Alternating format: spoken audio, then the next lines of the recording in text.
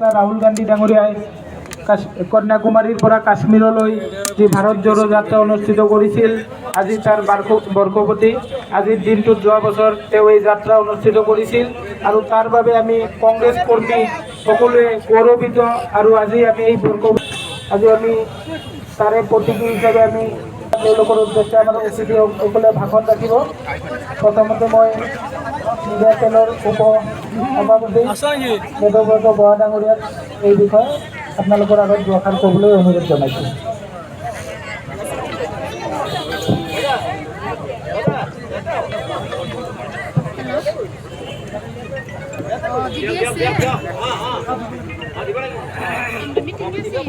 সকলোকে মই অসম প্ৰদেশ কংগ্ৰেছ কমিটিৰ তৰফৰ পৰা অভিনন্দন জ্ঞাপন কৰিছোঁ এইবাবে যে আজি 7 ছেপ্টেম্বৰ এটা ঐতিহাসিক দিন, যিটো দিনত কন্যাকুমাৰীৰ পৰা